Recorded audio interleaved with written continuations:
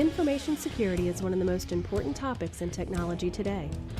Is your data secure? Bring Your Own Security Radio is here to help keep you up to date on the latest trends, software, and apps to make sure that your data stays secure. Bring Your Own Security Radio is about to begin. Here are your experts, Dave and Jason. That's right, I'm Dave. And I'm Jason. And this is Bring Your Own Security Radio. Damn, it has been a month since we've been on the air, Jason. A freaking month. Yes, it has. A lot of things happening. It's crazy. So for those of you who have been looking for us and had sent us a few messages via Twitter and Facebook, sorry, but life happens. Life has gotten in the way, no doubt, between working and old age and who else knows what else. But we're back here live and we're strong. And tonight we're going to talk about different tools that you might want to use. And we all know about the big, well-known tools, and we're going to stay away from some of that. We might touch on a few, but hopefully we're going to introduce you to a few new tools, most of them free, if not all, that give you a chance to maybe take a different approach in your day-to-day job. So thanks for tuning in, and we're back. We're going to be with you for a couple of weeks, and then we're going to take one more week off, and then we'll come back again. So we've always thought, though, over a 52-week period that we would have about 40 episodes. So that's why we take time off. We got to stay fresh, too, and spend time doing our thing. So, yep. So Jason. There's a couple. Yeah, there's a day or two here and there, but we should be in good shape, I think, with guests and topics for the rest of the year that we should never really be at a loss to have something to say, that's for sure. So. Oh, yeah, we'll rope a few people. It's no big deal. So tonight we're going to talk a little bit about tools and things that maybe things that Jason likes to use, some things I like to use, and actually a couple new ones that just in the last probably 3 or 4 months that I've been kind of playing with. So that's kind of the approach I'm going to take, and Jason's got a few that he's going to take, and hopefully between the two of us we'll excite you about something. So Jason, why don't you kick it off? What's your first tool that you want to talk about? Okay, so there are some basic tools, if you really think about it, some that are actually built into OSs. Say you've got things like traceroute. You got all your ICMP style commands, which you're dealing with ping and other pieces like that. But getting just beyond that, the one I wanted to mention first is Nmap. So I'm sure a lot of people listening are actually probably familiar with Nmap. And as you would know, it is a utility you're using for network discovery. And have you used it much, Dave? Yeah, I tend to. So I've got a cheat sheet that I built for myself that is hanging on my wall at my desk. That famous Nmap cheat sheet. Yeah, I know which one you're talking about. Yeah, some common commands that I'll never forget or never remember if I don't use it for a few months. So, but yeah, I keep it handy. That way, if we're having trouble, I can hopefully pinpoint where that trouble is originating from. Yep, it's a very common tool, and folks that are within the pen testing profession, they do use this tool. I mean, we'll say this is one really good and heavily used tool is Nmap. No doubt, no doubt. Well, it's funny that you started with that one, and for those listening, Jason and I tonight didn't even really plan the order of things we're going to talk about. Nope, so it's funny that he started with Nmap, because the first one I was going to start with is one called EtherApe, and a lot of people use different packet capturing software, and we all know some of the bigger names, but EtherApe is a Unix-only app, but if you're running on a Unix platform or spin up a VM, the great thing about EtherApe that I happen to like, and I've been using it now for about a year, is that it gives you some graphical, and not that I'm yes, I'm a GUI ho and whatever, but it really, in a very fast fashion, will take all of that packet capture data and put it together for you and rebuild it and show you where things are happening. And so if you've got a bottleneck or a DDoS attack hitting you or whatever, it's Yeah. really great at giving you some quick visual representation. So Yep. I love EtherApe, and I spun up a VM just for that application only. I've got an Yeah. OpenSUSE VM that's the only thing it does is EtherApe when I want Yeah. it to. So And the funny thing is, you mentioned a GUI based. Nmap does have something called a ZenMap, which is your basic GUI for a viewer for that. Now, kind of building on what you were mentioning about looking and analyzing data, Wireshark is probably another one that would tie into this particular junction. yeah, and I think that's probably the one that most people know is Wireshark. That's Yeah, that's kind of also been the networking industry people. standard. Yeah, but Yep. I like Wireshark, and I certainly still use it on occasion if I'm on a Windows laptop or something and not near a methodology there to get to my VM. But I happen to really like how that works. That's a great little tool. So Yeah.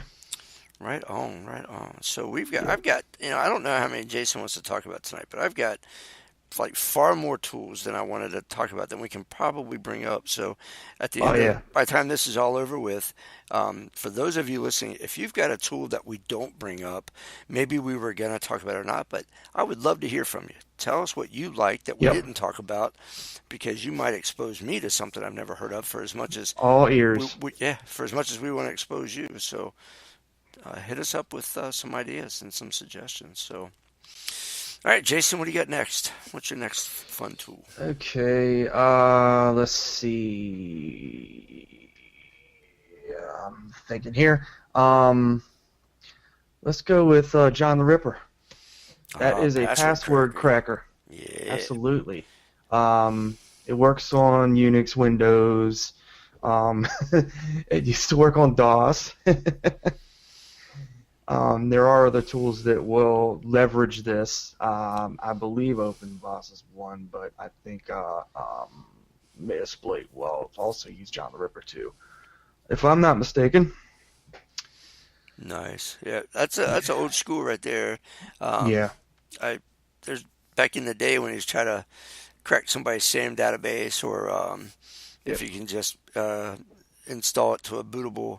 Well, back then a bootable CD, not USB or anything, but try to see if you can remember that forgotten local Windows administrative password that you forgot so Yep. handily. So, yeah, that's a great tool that never gets old. Never Never does. gets. There's a lot of those nowadays, though, too. I mean, you can get into what is that? Derek's Boot Nuke. I know that's Mhm. mainly meant for wiping, but I think that even has a password utility in there. I can't remember now. I haven't used Yeah. the old Boot Nuke CD in forever, but Yeah, well, DBAN. We used Yeah. we used it in a few places. And yeah, that's DBAN's great because and actually depending on which one you use, I think it's the one that's called what's it called, Sarasan Twister or whatever it is. It's like it writes ones and then writes zeros and then writes ones, on the drive, and it does it in like 3 phases. So yeah, that's actually pretty nice for wiping data off of a hard drive. Nice. Yeah, gosh, I'm about to go look it up now. I'll have to go dig out, whatever the newest implementation of that is, and see what it can do these days that I've forgotten I about. think it's still kind of older. I don't know that it's been maintained like month to month or Gotcha. quarterly or bi-yearly. I don't think it's been maintained quite that much. I mean, I think they just took the code and said, "Hey, this is good enough." I guess until somebody else comes along.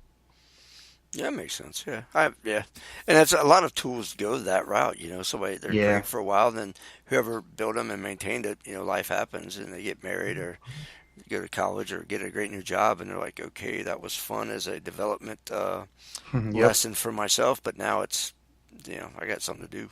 So yeah, but I think that's the world of open source. It's great for a while, and Yep. then kind of got to move on, go find your next And tool.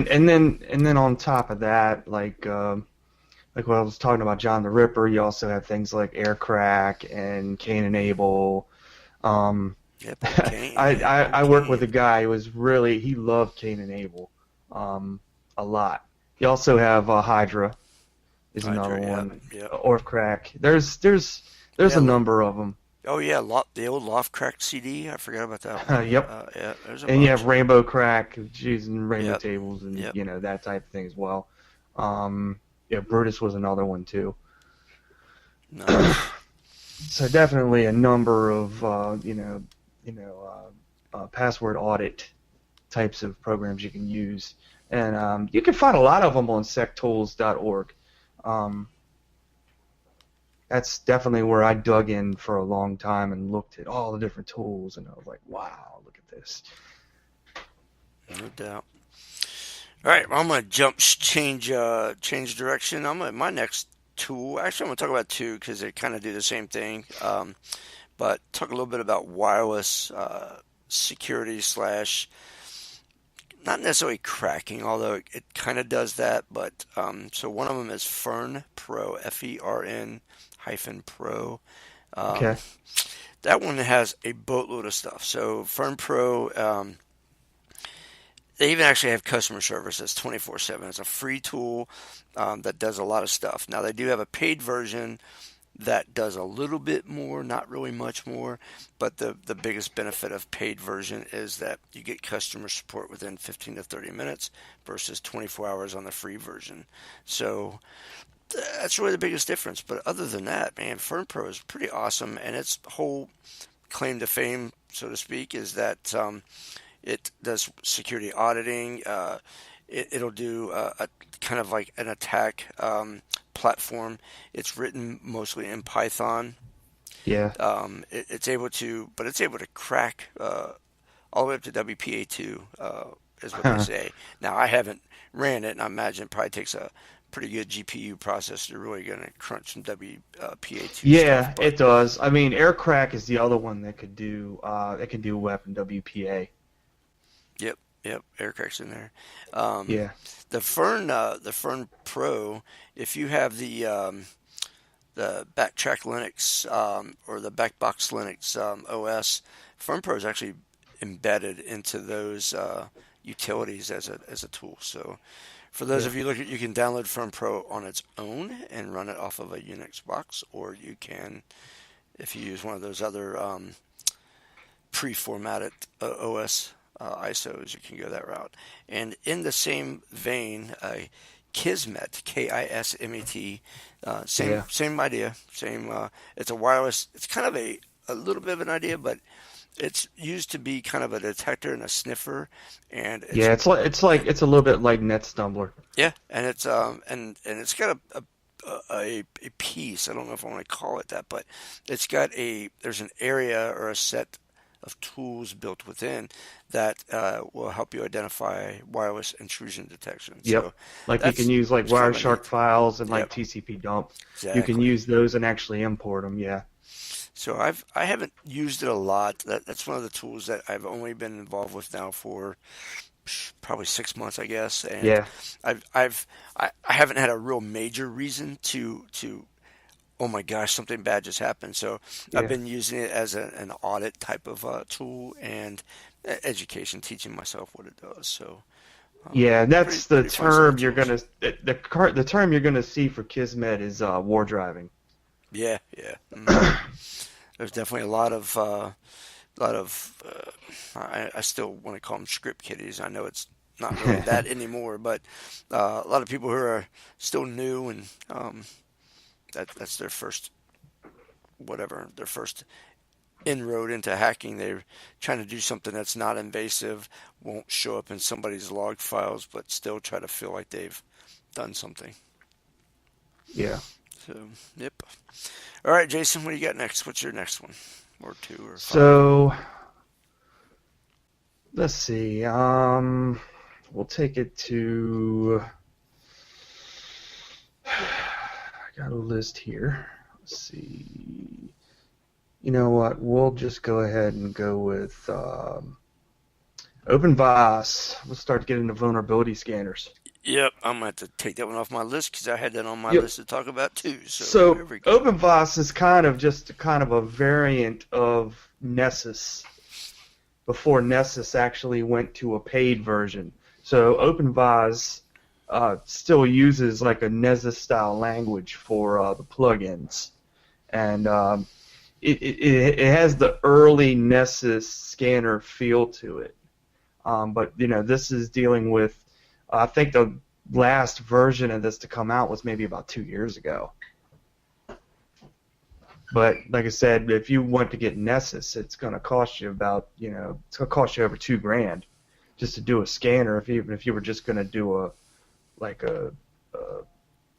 registered version, if you were going to do it that way. But definitely a good tool to use, and it's good for discovery. It's good to check for vulnerabilities on machines, and it's a good way to start checking for exploits. Yes, it is. I have, I'm probably on my second year of OpenBIOS experience.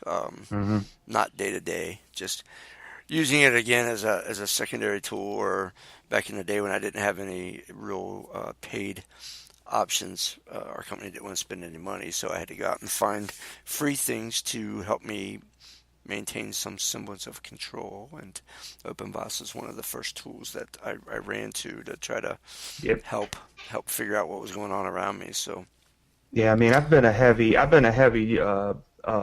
like security center tenable as far as that goes. So for me, I've done more on paid vulnerability scanning tools than I've ever done on free ones.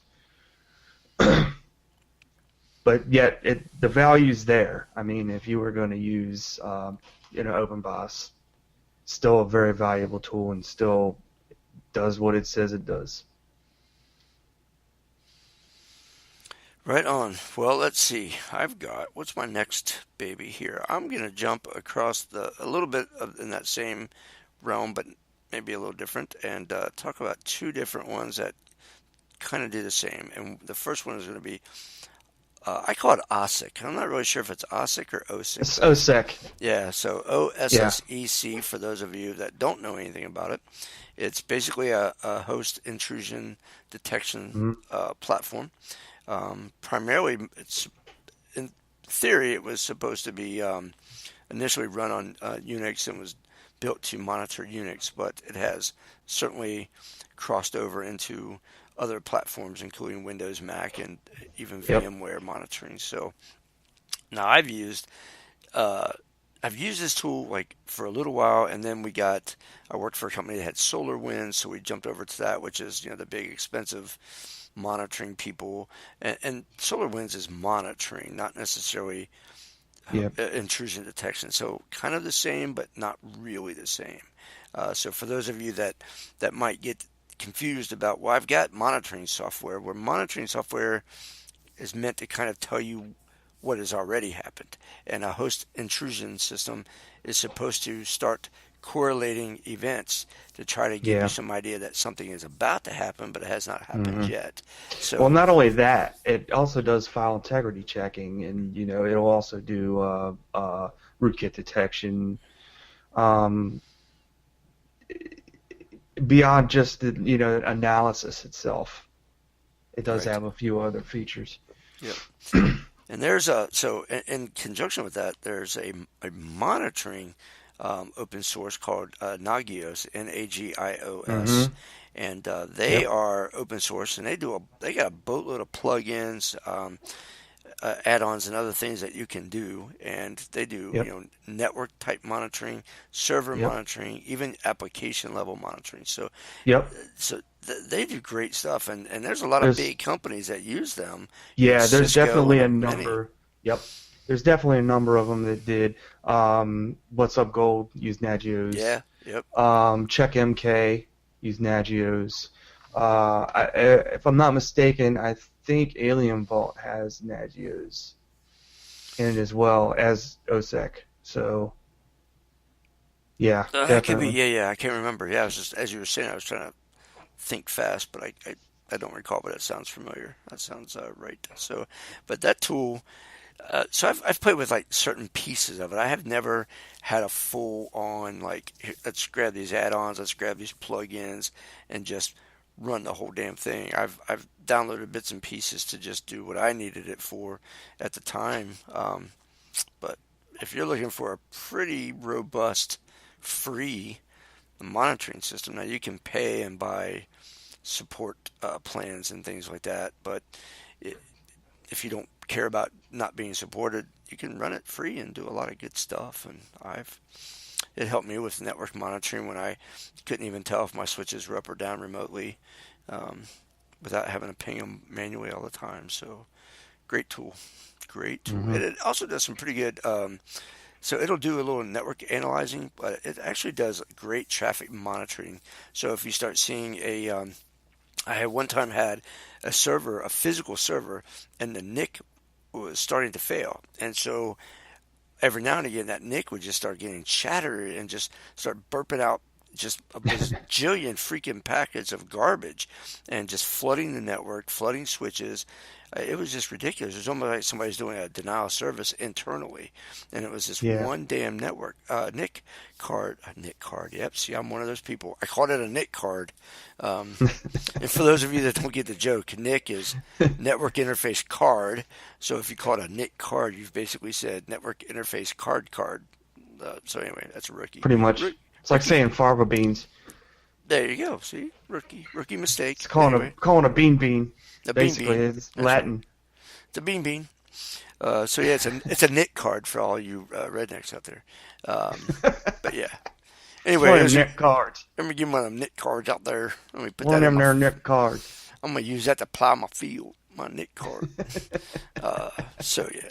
But anyway, yeah. So yeah, it found that one chattery NIC and helped me determine that I wasn't getting a denial of service attack. In reality, it was just a crappy card that was taking a dump on me, and we replaced it. And sure enough, our network got better, and got to go to sleep at an early hour that night. So It was literally doing a TCP dump yeah, I mean it was ugly. I had and never seen. UDP and all of it. Yeah, I had never seen, and it was a 10100 card. It wasn't even a gigabit card. Or it was not a gigabit card. Was it And PCI? yeah, I mean, yeah, it was.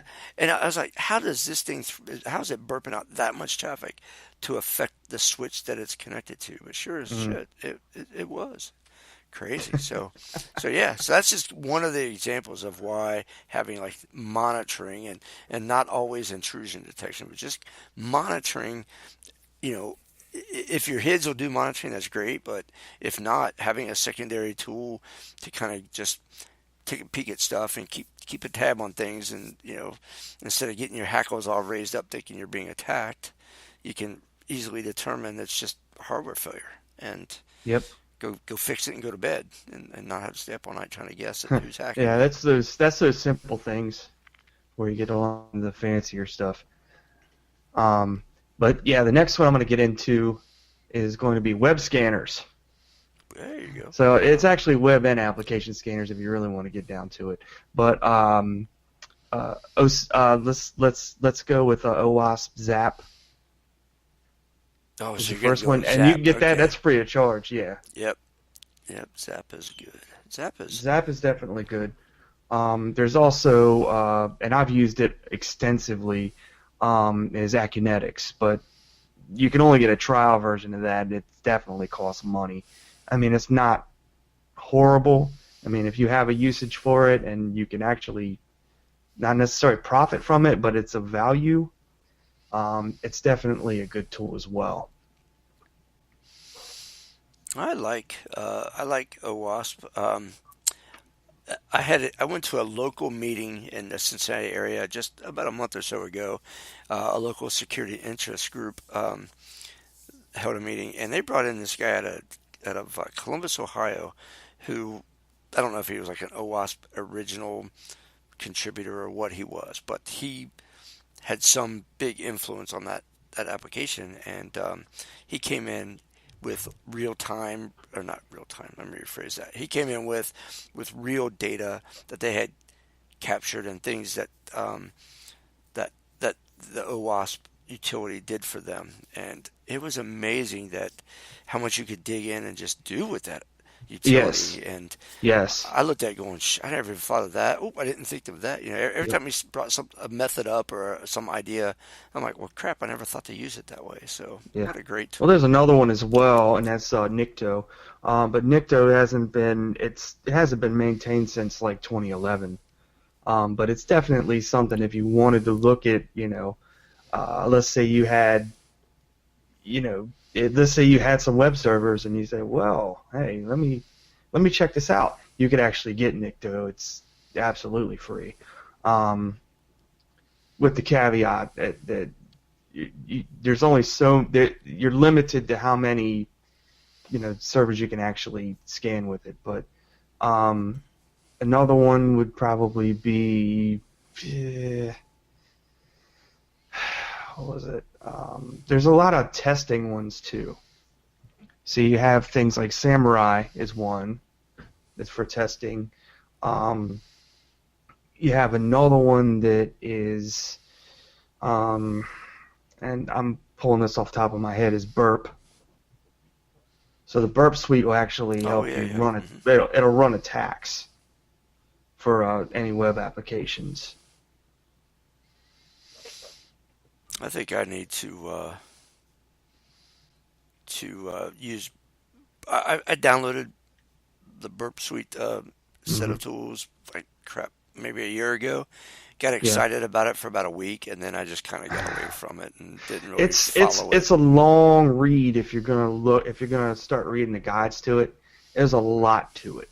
I mean, there are definitely a bunch of different tools bundled into that. Um, but there's a lot of documentation that goes with it too if you were gonna effectively use it. Um, if you were gonna effectively use it and make good value out of it. Another one's Fiddler, but Fiddler has it's not something you would use to attack something. It would be more of your recon style, analyzing get requests and things like that, and you can actually craft, get requests and things like that out of that tool. One of the main purposes I used it for was to analyze web traffic when a scanner was running. I could actually see what was happening. And I mean, you can do the same thing with like a crawler plugin in a browser and then run Fiddler, and you can actually see, your GET request sending out and then what you're actually receiving back. So if you wanted to look for, 404s or different types of your different status messages. I haven't really used Fiddler or any of that tool. I've come across its name before, but I've never actually Yep. seen it in use to know what its good points are or any of its deficiencies. I haven't seen it enough. Yeah, it's pretty simple to use, so it's not too difficult. There's a bit of documentation on that one as well. Right on. So I've got. I'm gonna jump to a different area, and I'm gonna talk about the forensic side. And I'm not, of all the things I do in security, I don't get into the forensic side as often as I want. Mm. But I did download back in July of last year a platform called Autopsy, and Autopsy is great. It's I'm trying to remember who all makes it. Sleuth Kit, I think. Does that sound right? I'll have to Google it. Yeah. Anyway, but the utility Autopsy is great. There's so many things that you can do. You can download different modules or add-ons. It'll look at hash filtering, you can look at either a very numeric way or in a graphical way. You can look at timeline analysis and oh my gosh, it's just so great. It'll pull artifacts out of like history and bookmarks and cookies from different browsers, and it's just so awesome of a tool that the few times for my job that I've actually had to do something like, hey, we pulled this laptop back from somebody that we let go, and we're wondering if they were doing something they shouldn't be doing, and I fire up Autopsy to be the tool to help me kind of dig in, and it's so awesome. As it finds things, it can put those things back together and give it to you as a big picture instead of chunks, and then you have to go in and put the chunks together manually. It can recreate all those things. So even if it's somebody attempted a wipe, unless it was a true hardcore DoD wipe, unrecoverable wipe, it'll still pull the pieces out, and it'll take a little bit of time, but it can recreate all that stuff and reassemble is probably the better word. But great well, stuff. that's the beauty. That's also the beauty of like Backtrack and Kali, is they actually do have a forensic mode with the live version. Yep. So you can actually look, and you can actually shut down a system. The hard drive could be removed, and you can look at the hashes. You can look and see, that type of thing as well, which is pretty cool. Yeah, and again, for those of you that already knew about backtracking stuff, again, the point of tonight really wasn't to tell you about all the stuff you already knew about. We were hoping to find at least a few nuggets of new tools to throw at you. So we know about the bigger tools and the more common used ones, whether they be free, open source, or paid tools. But again, maybe we find something new for you to go peek. All right, Jason, what do you got next? What's your next one? Oh, let's see. I think I'm running down. Okay. Well, that's all right then, because I got another one then. So let me throw out HoneyD. So HoneyD is just this very lightweight. It's a honeypot, a virtual honeypot, and you can take it's a very small daemon, and it'll create a virtual host on a network. So it's all BS, and you can put a single like Windows 7 machine can run up to 65,000 of these little daemons. And so every of the 65,000, 536 ports, you could literally build a daemon to make it look like every port is open, but they all look like individual servers. So to the outsider coming in, they look like they just found 65,000 servers. And so where this has been useful, and where I've used it in the past, is basically security by obfuscation. Is I have built a real virtual machine that is going to do whatever task. In one case, it was an email server. And so I built a bunch of other fakes using HoneyD to make it look like there were multiple email servers on my network that were replicating to each other. And so they all look like they were running like port 25, 110, etc. And the reality was only one of them was real. And so I had 102 email servers, and of which one of them was real. So it was great. The outsider, and the great thing about it is if you're using a HIDS or any kind of other monitoring, you can put monitoring on these virtual hosts, basically these little daemons, and they'll respond back to you like a real server does. So if they're being attacked or probed, you can get that from your host intrusion system or from your server monitoring system, and you can see, oh yeah, okay, somebody from this IP is trying to port scan that fake server over there, and so you can start building your profiles to block those attackers and things. So, but HoneyD, and if you were to download it, I'm trying to remember, it's honeyD.net or .org. I think it's .org. So honeyD.org, and it's to look at it, you're thinking this is crap, but it's such a stable thing, a stable utility, and it's I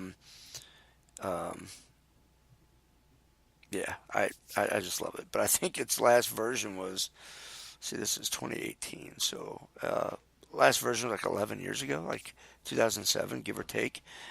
They claimed back then that they were working on their new version, and I've never seen a newer version come out, but the old one works great. It's just so damn stable. So, Mm. and I've never seen anybody, I haven't seen anybody crack it to my knowledge. So, Yeah.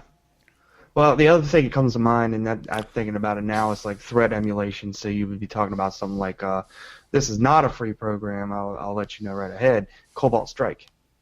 oh yeah, And I don't know if you've used it, but I've seen it, but it's been around for a long time.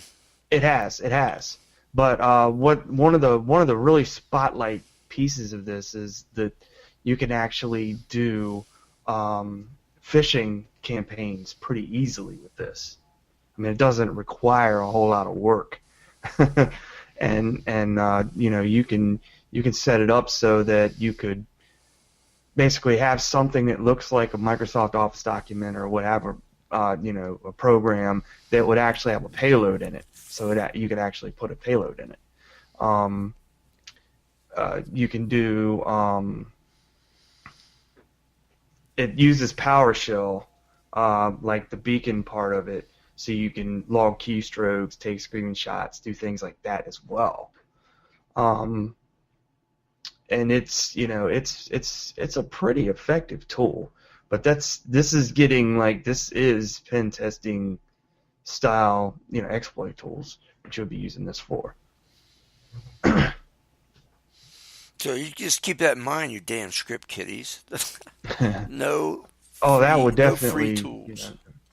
No free tools to do that stuff. Yeah. I don't recall that I've ever used it. I've read about it in the past. I've heard others who have talked about it like you just did, but I've never really seen it in full force or full use. So. Well, I was on a security team where I was an engineer, of course, but part of what we did on that team, and the lead definitely did a lot of work with it on Cobalt Strike, but you know, it was pretty cool and it was pretty eye-opening. Using that tool and then actually being able to exploit, you know, the organization quite a bit was, you know, it was eye-opening. And just how easy it was, the ease of use was really top-notch. Didn't require a whole lot of uptake. Nice. Yeah, that's really kind of it. Is some of these tools, no matter if they're free or not free, how much effort you have to use to learn them. And I get it. They're not designed to just be turn it on, press a button, and go. There has to be some sort of knowledge and intent behind the combination of tools that you use for whatever purpose you use them. But yeah, the free some tools of them are always just have hard for the sake of being hard. Well, you got to think about it this way. If you're getting something for free, there's no such thing as a free lunch. So I guess the trade-off here is the fact that you do have to sit down with some of the documentation, and there's a lot of manual activity that goes on with this.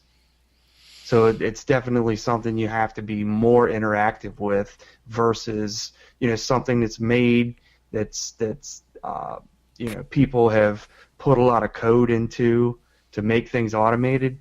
That's the trade-off in a lot of cases. Well, as one of my coworkers loves to say, if you're gonna make me RTFM, then I don't want your crap. He hates RTFM is very important, man. That's right. He very hates important for having to free read tools. Yeah, he hates it. So he's always complaining about something. But it's just funny that he's like, I don't want your crap if I have to RTFM. Just let me plug it in and make it go. So that's good stuff. So there's also the SET, Social Engineering Toolkit. Oh, yeah. Mm-hmm. Yeah. So that's getting into the human element. Setting emails, Java applets, that type of thing. That is going to be the Social Engineering Toolkit. You have things like also, now that I think about it, is SQL Ninja. Oh, yeah. Yep. Yeah. that's taken over your database server, using like SQL injection. It has a lot of different SQL injection attacks. And it is command line interface, so if you're going to use it, you better read. It's RTFM. No, don't make me read your manual, damn it. That's funny. What do I got? So I'm going to change direction one more time and talk about, so instead of like tools, I want to talk about two websites basically. And I got one. I got one for that too. there you go. So yeah, one of them is probably most people are hearing about it in the last 6 months, but the Have I Been Pwned, the Troy Hunt website. And the whole purpose of that site is, well, it's so you can punch in your own info and see if one of your accounts has been cracked, but it's also a great utility to download a list of passwords if you're hashing or trying to crack and you're doing things against your own network. This is a great list of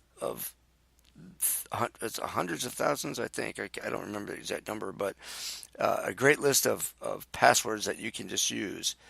And I just looked it up, and it's 500 million with a B passwords that you can download to use in your own testing, whether it be your own network or whatever. So 500 million passwords. That's a pretty large big text file, yeah, ladies that's and gentlemen. a big dictionary. So that's website number one, and then so website number two is called nomoreransom.org, and these guys have built a whole bunch of decryption tools for the different versions of ransomware, and so they're free tools, and you go in there and basically you punch in like what is the file extension that you have encountered, and it pulls up the tool that is most likely to decrypt it for you free. So a great tool, nomoreransom.org. Okay. So I haven't had One to I use have, it yet, but hopefully never. yeah. One I have is called Shodan. Oh, Shodan. So Shodan's that search engine you're going to find where if you see anything with an IP that is internet facing, doesn't matter, camera, computer, SCADA controllers, cameras in, pretty sensitive places. If they've been able to get into it and you can see it, then there it is. A lot of times what you'll see when you pull up some of these searches is login prompts for cameras. And sometimes they're, city cameras and, cameras in different states and different countries. And, it's definitely a big mixed bag of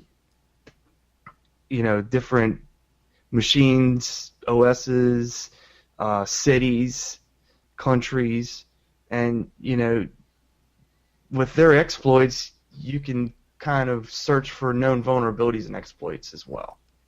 Shodan's actually a pretty useful site, and if you happen to know of something that you have, it might be there if you're using a default account. Yep. And it's internet facing. Yeah, I've actually gone and searched for some of because I have some home automation stuff that I'm able to access from the web, and I've searched for my own stuff to see if it's listed there yet. And so far, no. So far, so good. But I have clicked on a few of them just to see like what I can see, and like I found some traffic cams in Tokyo and things like that. So, but a minute or two of watching the traffic in Tokyo, I'm like, okay, I got enough of my own traffic. I don't really care. Yeah, I'm glad I'm here, right? Yeah. But yeah, it's definitely a fun site to go scare people with. Like, see, look, it's not your freaking bear with the camera in the eye isn't as secure, and all the outsiders are looking at your bear or looking through your bear's eye in your house. Not as secure as you wanted. So and that's and the funny thing is with all the newer IoTs that are out here, all these Internet of Things that are out here now. Like I said, if it's got an IP, there's a good chance it's talking to somebody. Yeah, no doubt. No doubt at all. Let's see. So I've got a few more. One of the things I want to remind people too, though, is that out of all these tools and all these things, one of the the sites that I like to use a lot when I don't know a lot about a topic is there's a cyber, it's called Cybrary, Cybrary. So cybrary.it, and it is an absolute awesome. It's all free classes, courses, and I mean hundreds of hours. When I was studying for my CISSP, the Kelly Handerhan, she did the CISSP class on the Cybrary site, and it's free. It was about 30 hours worth of video, and it was awesome. I mean, I learned a lot, and I found that the topics she covered were very instrumental in passing my test. So great site, and it's always free. But if you're thinking, and they teach you about apps, they'll teach you about techniques, things like that. So, or like certifications like Cisco CCNA or CISSP. But if you want to learn how to do Python programming, there's a class for that. If you want to learn how to use Metasploit, they have 6 hours of instruction there. If you want to, whatever, reverse, there's one called Intro to Malware Analysis and Reverse Engineering. It's 9 hours. So great stuff, man. I mean, that's a great, absolute great site. So I'm sure there's plenty more, but if you're looking for education, go bookmark that cybrary.it site. It's awesome. Yeah. Well, another one that's out here as well is one called Pentest Box. So basically, it's an open source pre-configured portable pen testing environment. I haven't seen that one yet. I'll have to Google that one. Pentest Box. Mm-hmm. So it's an actual. Is it? You like, can actually. Is it like yeah, Is it a physical thing that you would buy, or is it just a download? No. It's a distro. Oh, okay. So it's a it's a little bit like Kali. I've had limited usage of it, but definitely it's an interesting thing to look into. Well, I will go Google that one. I just wrote that one down. So there we go. So I heard one that I didn't even know about. So all right, people. That's going to be pentestbox.org is where you're going to find that. Good deal. Well, I am going to say so. Everybody else, did you know about Pentest Box? Am I the only one that didn't know about it? I mean, it's possible. So yeah, we'd like to hear from you. Yeah, I just pulled it up and I am bookmarking it right now. So good stuff. Pentest. So the last couple, 3 or 4 that I have covers two different topics. One is so open. We all know about open source. We've been talking about it all night. But there are 3 things: Open SSL, Open SSH, and Open VPN. Now, even though they all start with the word open, they're not developed by the same people at all. Nope. But they certainly do. They are the tools that we all need. So there's an SSL toolkit called Open SSL. There's an Open SSH, which, if I'm not mistaken, isn't that the one that got compromised last year or 2016, and they had to I'm trying to remember. update it. Yeah, because I just pulled it up on a website, and their latest version release was October of 2017. So that has to be the one that I'm thinking about that got compromised. Yeah. If it was 4 months ago, it's definitely that's not a bad thing though. I mean, if it's maintained, you know, that's what people look for. I know that, you know, from an engineering perspective, it's good to see things that, you know, are patched pretty frequently.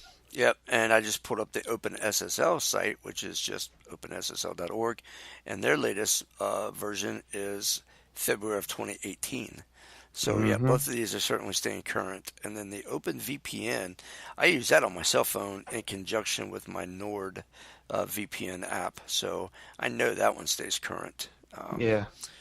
But that one's openvpn.net is that one. So yeah, if you need security, keep your stuff tight. SSH, SSL, and VPN. All 3 of those are good tools, and I've used them all. So I did back off of that OpenSSL for a bit, or OpenSSH for a bit when they got cracked, but it's good to see that they have updated themselves. Yep. And then I've got one last one. It's what? Oh, it's 9:50. Damn. I thought we had like 20 more minutes left. When we got about 10 minutes. So just one in a myriad of many, but a lot of people, they log into the website and they use the same passwords over and over, and they're like, I don't want to remember a million passwords. So there are a bunch of password keepers of some sort, whether they be paid or free. One of the better free ones is KeePass, KeePass. Yep. And the newer version of that is called KeePass X. And why it's the X is because it's now cross-platform. So if you downloaded it to your Android phone, your Windows computer, and your Linux box, you can still sync your passwords across all of those environments pretty seamlessly. So I know a lot of folks that use KeePass. I happen to use Dashlane myself, which is also free. But if you pay, I forget how much I paid for that, $10 a year, something like that, you get some higher end features and 2048-bit encryption, this, that, and the other. Yeah, it's called freemium. So if you get a free one, but if you go premium, you get, that's the same thing with LastPass. LastPass is actually another good one too. Yep. And each one of these can do two-factor authentication. You can do, local only encryption, that type of thing. And I think they're both using AES 256. They're definitely solid, both of them. And like I said, I've heard those names passed around a lot by colleagues, things like that. And yeah, it's a solid. They're both solid products. Yeah, without a doubt. I mean, and for those that haven't used one of these types of programs before, the multi-benefit is, in most cases, they all have a browser extension or some other toolbar that injects into your browser environment so that you can, it'll automatically log you into a website based on the URL. Or you have the syncing, like we said, across multiple platforms. But or in some cases, the applications you press the button that says generate secure password, and it'll just randomly generate some password that you can predefine. Hey, I want 18 characters, or I want 20 characters, or whatever it is. And now I know LastPass actually supports it, and I know for Apple, as long as it's not iPhone 10, the fingerprint support's actually pretty nice on LastPass as well. Mm-hmm. So you can actually use the fingerprint reader on your phone. Now, whether or not you put any stock in that, it's up to you. Yep. But they do have support for the capacitive fingerprint readers. Yeah, we have that Dashlane, the tool I use will also recognize your fingerprint. So when you go to open Dashlane, you can just poke your finger onto the camera and let it authenticate you. So that is kind of handy. Hopefully nobody figures out how to take a tape print of my fingerprint and trick me, or trick my phone at least. But yeah, so password minders. So if you don't want to remember 500 passwords, or you want to start following the golden rule of not to keep reusing the same password over and over, one of these tools is one of the better ways to accomplish that goal without blowing your mind and writing down every password, which is defeating the purpose of doing this anyway. So KeePass, LastPass, Dashlane. There's a few others, but those are at least the three that I'm aware of that are good. So awesome sauce, Jason. You got any more? Yeah, you're done. I'm just gonna let it lie at that point. There's so many out there that I'm not sure where to start with that, because it's gonna go past an hour. That is true. If I keep going. Yep. I mean, there are just, and you have organizations that Jason mentioned a couple earlier, but you can go out to like Kaspersky or Symantec or ESET, a lot of the security vendors, you can go to their website and just look up there. They have like free security tools that you can download, and Kaspersky has a password manager as well. They have a security scanner, rescue disks. ESET does the same thing. So, if you happen to have a vendor of choice that you happen to like, go out to their website and take a look. They probably have a bunch of free tools that you can download. So you can run yourself ragged looking for tools. You can look at, sysinternals, which is the old Microsoft stuff. Go out and look at their tools. They got a boatload of stuff that you can download too. So, Yep. so much out there that you just have to kind of break it down and figure out what do I need, and what do I have time. But there's to also deal with. some other things here. So, getting into it, and I know this is the last 5 minutes, but once you have that tool, then you're sitting there saying, now what? So if you're dealing with like OWASP, the ZAP program, or if you find another web vulnerability scanner, one site you could use is called www.hackthisSite.org. I'm thinking of ways that you can take, and if somebody wants to expand their skills, at least for the folks that are, not as salted as many of us are, these are places where you can do that.